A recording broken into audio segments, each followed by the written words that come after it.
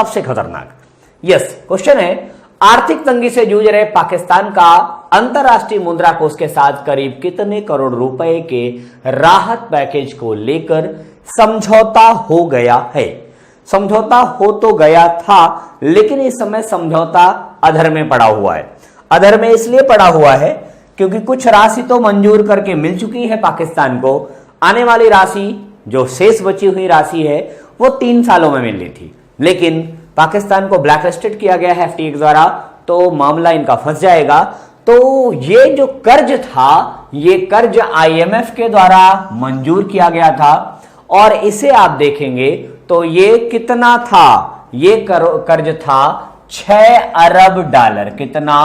6 अरब dollar. और अगर इसे आप करोड़ में निकालेंगे तो कितना होगा? लगभग 41,000 समथिंग करोड़ आता है, और उसे आप भारतीय रुपए में कन्वर्ट करेंगे तो 42,000 करोड़ रुपए का कर्ज ये पाकिस्तान को देने का समझौता हुआ था, और पाकिस्तान को ये मिलने वाला था। और इसके पहले पैकेज में 1 अरब डॉलर का जो है पैकेज मिलना था, 1 अरब डॉलर का, और शेष 5 अरब डॉलर 3 वर्षों में मिलने थे। लेकिन आगे के 3 वर्षों के इस पैकेज को लेकर के थोड़ा सा मार्केट सन्नाटे में आ गया है। अब अधर में है कि यह समझौता रहेगा या जाएगा, क्योंकि आतंकवादी गतिविधि में संलिप्त होने के कारण पाकिस्तान को ब्लैकलिस्टेड कर दिया गया है इकोनॉमिक तरीके पे। और पाकिस्तान की अगर बात करें तो पाकिस्तान भी आईएमएफ का मेंबर रहा है और अभी भी है। आईएमएफ का ये मेंबर बना 1950 में, और इसी आईएमएफ की बात जिसकी हम कर रहे हैं, सन 2003 तक भारत भी इससे कर्ज लेता रहा है।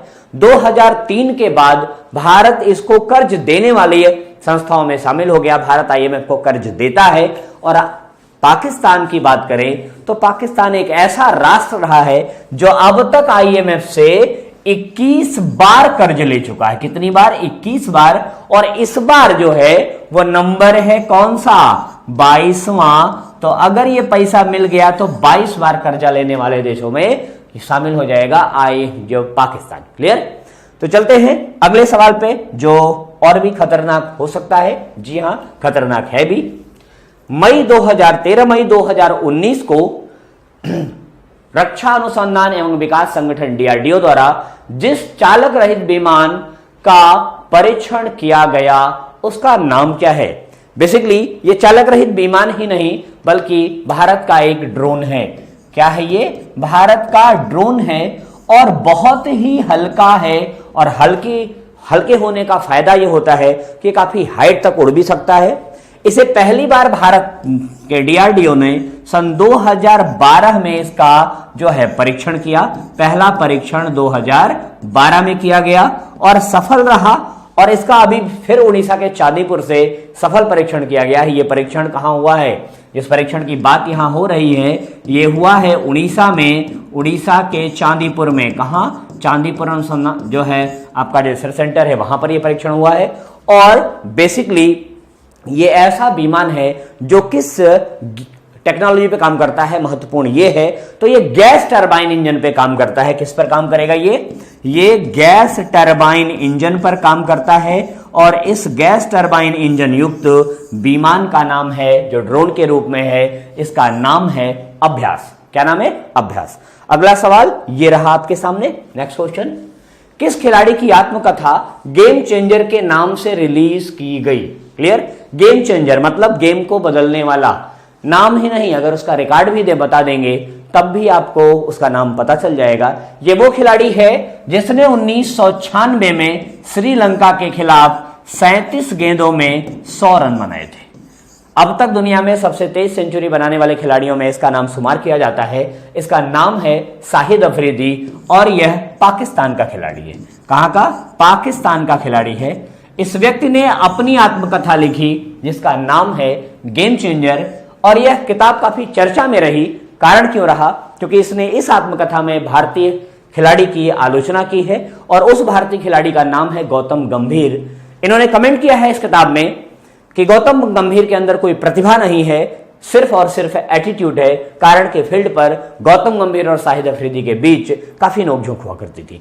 तो इस आत्मकथा में इन्होंने गौतम गंभीर के ऊपर टिप्पणी की है और इसीलिए किताब थोड़ी सी चर्चा में। प्रायः माना जाता है कि अगर आपको मशहूर होना है तो किसी दूसरे मशहूर आदमी के ऊपर कटाक्ष कर दीजिए, तो आप विख्यात तो नहीं लेकिन कम से कम कुख्यात तो हो ही जाएंगे।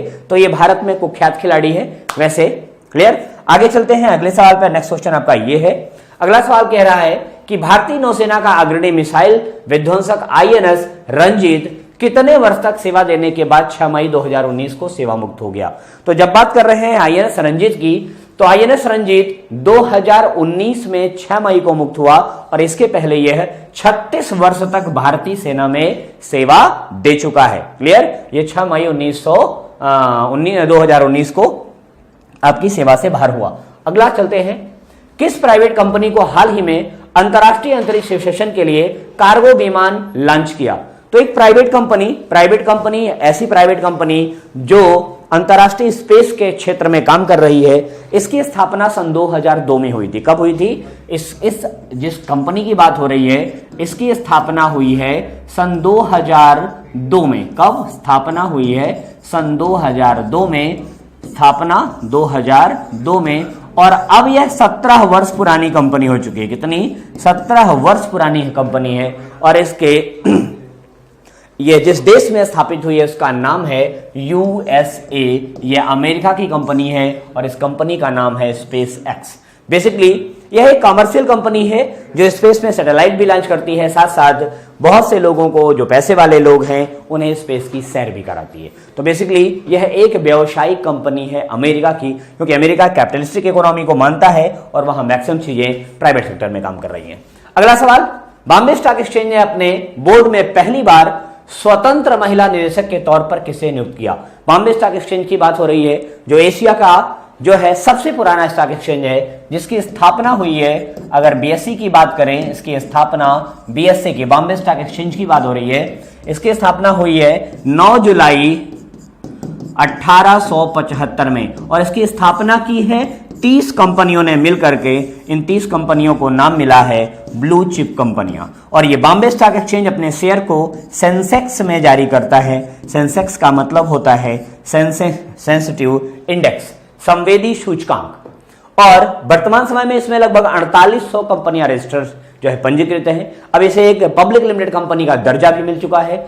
ये एशिया का सबसे पुराना शेयर मार्केट रहा है और वर्तमान समय में सन 2007 से पूरी दुनिया का 10वां सबसे बड़ा शेयर बाजार है।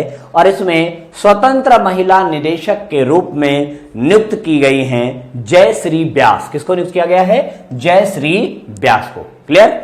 आगे चलते हैं। अगला क्वेश्चन आपका ये रहा। Next question.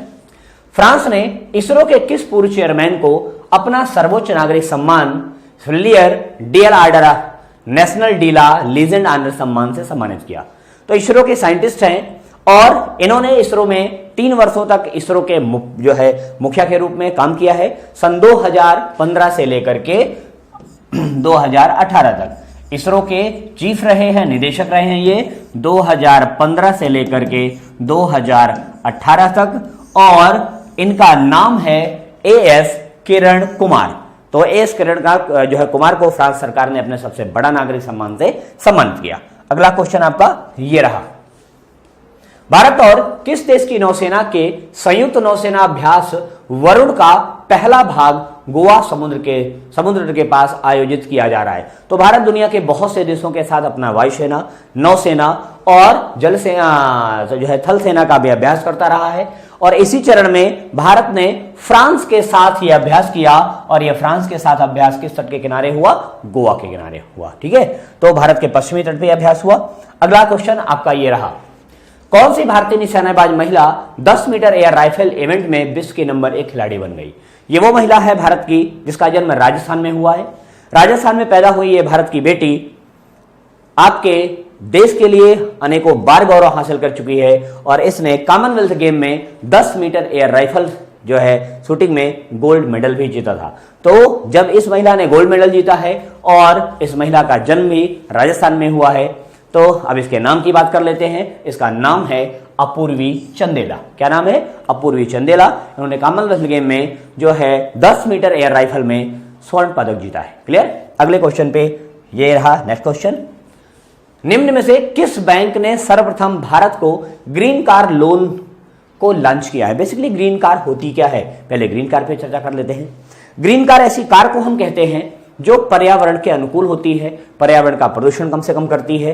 तो भारत सरकार ने अपने सार्वजनिक क्षेत्र के प्रमुख बैंक एसबीआई के द्वारा यह कार्यक्रम लॉन्च किया कि अगर कोई भी ग्रीन कार खरीदता है तो उसे कुछ ना कुछ छूट दी जानी चाहिए और उसे 0.2% की छूट दी जाती है अगर कोई व्यक्ति ग्रीन कार खरीदता है। ग्रीन कार का मतलब हरी कार नहीं है, ग्रीन कार का मतलब है पर्यावरण के अनुकूल इलेक्ट्रॉनिक कार। ठीक, तो यहां पर बात हो रही है इलेक्ट्रॉनिक कार की। आजकल मार्केट में बहुत तेजी से चर्चा में है, फ्यूल रहित है, इलेक्ट्रॉनिक है, बैटरी से चलती है। तो इलेक्ट्रॉनिक कार है, ये बैटरी चालित कार है। बहुत बढ़िया, इसका परफॉर्मेंस से सुनने में आ रहा है। तो वो बैंक है भारतीय स्टेट बैंक। बात कर लेते हैं भारतीय स्टेट बैंक की। तो भारतीय स्टेट बैंक की कहानी शुरू होती है इंपीरियल बैंक ऑफ इंडिया से। इंपीरियल बैंक ऑफ इंडिया, तो इंपीरियल बैंक ऑफ इंडिया की स्थापना 1921 में होती है, 3 प्रेसिडेंशियल बैंकों को मिला करके। 1921 से लेकर के ये 1921 में स्टेबल होती है। 1921 से 1955 तक ये इंपीरियल बैंक ऑफ इंडिया के नाम से काम करती है। 1955 में एडी गोरावाला कमेटी की रिकमेंडेशन पर इसका नाम बदला जाता है, इसका राष्ट्रीयकरण किया जाता है और ये होती है एसबीआई, सार्वजनिक क्षेत्र की एकमात्र व्यापारिक बैंक। क्लियर? तो एसबीआई ने ग्रीन कार लोन लॉन्च किया। अगला क्वेश्चन ये रहा। नेक्स्ट क्वेश्चन पे आते हैं हम लोग। विश्व इस्पात संघ द्वारा जारी एक रिपोर्ट के अनुसार वर्ष 2019 और 20 में कौन सा देश विश्व में इस्पात उपभोक्ता में शीर्ष स्थान पर रहेगा? भाई देखो, जो देश विकास की दौड़ में आगे है वही देश जो है इसमें नंबर 1 पर जाना चाहिए। और विकास के दौड़ में इस समय 2 देशों के मध्य दुनिया में प्रतिस्पर्धा हो रही है और वो है चीन और भारत। तो इन्हीं दोनों में से कोई एक हो सकता है, क्योंकि अमेरिका और ऑस्ट्रेलिया अपने विकास के मानक को काफी पूरा कर चुके हैं। तो इसमें नंबर 1 पर है चाइना। चाइना दुनिया में सबसे अधिक इस्पात का उत्पादन भी करता है और उसका उपभोग भी करता है। उत्पादन की बात करें तो चाइना नंबर 1 पर है, जापान नंबर 2 पर है और भारत नंबर 3 पर है। लेकिन उपभोग की बात करें तो चाइना के बाद भारत का दूसरा स्थान है। क्लियर?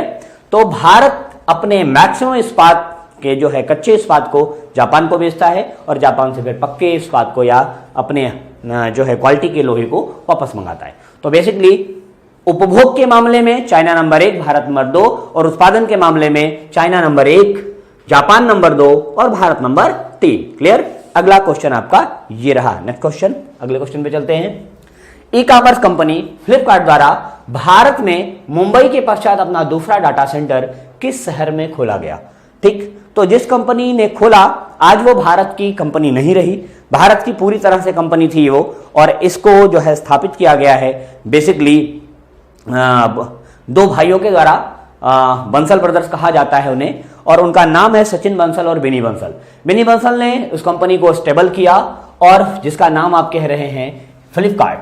तो फ्लिपकार्ट की स्थापना की चर्चा कर लेते हैं। कब इसकी स्थापना हुई, कहां इसका मुख्यालय है? तो बात जैसे ही फ्लिपकार्ट की आती है तो इसकी स्थापना हुई सन 2007 में। कब स्थापना हुई इसकी? सन 2007 में स्थापना हुई और इसे बंसल भाइयों ने स्थापित किया और इस कंपनी को बहुत आगे बढ़ाया गया। लेकिन अमेरिका की कंपनी वॉलमार्ट ने सन 2018 में, तो 2018 में वॉलमार्ट के द्वारा इस कंपनी के 77% शेयर खरीद लिए गए और अब यह पूरी तरह से भारतीय कंपनी नहीं है, बल्कि यह भारतीय और विदेशी मिक्स कंपनी है। तो इसने अपना मुख्यालय बेसिकली बनाया है बेंगलोर में। मुख्यालय कहां है? बेंगलोर में। इसका डाटाबेस ऑफिस था मुंबई में और दूसरा डाटाबेस ऑफिस इसने खोला है हैदराबाद में। क्लियर? मुख्यालय बेंगलोर, पहला डाटाबेस ऑफिस मुंबई, दूसरा database office Hyderabad. Clear? Next question पे चलते हैं। अगला सवाल आपका ये रहा। जापान में पहली बार किसी भी प्रकार का चुनाव जीतने वाले प्रथम भारतीय कौन बने? जापान बेसिकली एक ऐसा देश है जहां पर किसी विदेशी को वहां की राजनीतिक स्थिति में भाग लेने का मौका बहुत कम मिलता है, लेकिन पहली बार ऐसा हुआ सन 2019 में कि भारत के एक व्यक्ति पौराणिक योगेंद्र को वहां के असेंबली चुनाव में चुनाव लड़ने का मौका मिला और इस मौके को उन्होंने भुनाया भी और वो वहां पर असेंबली चुनाव जीतकर जापान की असेंबली में शामिल होने वाले पहले भारतीय भी बन गए। क्लियर। अगला क्वेश्चन आपका ये रहा। नेक्स्ट क्वेश्चन, किस भारतीय को अप्रैल 2019 में इंडो अमेरिकन आर्ट्स काउंसिल का ब्रांड एम्बेसडर बनाया गया? इंडो अमेरिकन आर्ट्स काउंसिल का ब्रांड एम्बेसडर बनाया गया। तो यहां पर संजीव कपूर, प्रियंका चोपड़ा, विकास खन्ना और शबाना आजमी है। 4 लोगों का नाम यहां पर जो है लिया जा रहा है। बेसिकली ऐसा व्यक्ति है वो जिसको कुकिंग में महारत हासिल है और काफी बेहतर परफॉर्मेंस नेशनल और इंटरनेशनल लेवल पे करते रहे हैं। तो अप्रैल 2019 में इंडो अमेरिकन आर्ट्स काउंसिल के ब्रांड एम्बेसडर बनाए गए विकास खन्ना साहब। कौन बनाए गए? विकास खन्ना साहब आपके ब्रांड एम्बेसडर बनाए गए। क्लियर। अब आते हैं हम लोग अपने इस सेशन के आखिरी सवाल में, क्योंकि हर शनिवार को हम लोग 15 सवालों पर चर्चा करते हैं। तो ये रहा आपका 15वां सवाल। 15 सवाल थोड़ा सा आपसे पीछे छूट गया था, लेकिन अब उससे फ्रंट पे लाता हूं।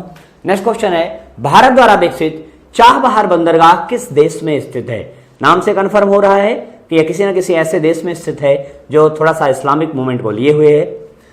काफी डाउट आपको होगा, अफगानिस्तान में भी हो सकता है क्योंकि अफगानिस्तान के निर्माण में भारत की अहम भूमिका है। ईरान में भी हो सकता है, इजराइल में भी हो सकता है, उज्बेकिस्तान में भी हो सकता है। तो इन देशों में अफगानिस्तान नहीं बल्कि यहां पर आपका राइट आंसर होगा ईरान। ईरान वो देश है जहां पर चाबहार बंदरगाह है, वह वहां के प्रमुख बंदरगाहों में भी एक शामिल है और इसके डेवलपमेंट में भारत का बहुत बड़ा योगदान है और भारत ने इसे विकसित किया है। आज यह ईरान के सबसे बड़े बंदरगाहों में शामिल किया जाता है। क्लियर। तो फ्रेंड्स, आज के सेशन में बस इतना ही रखते हैं।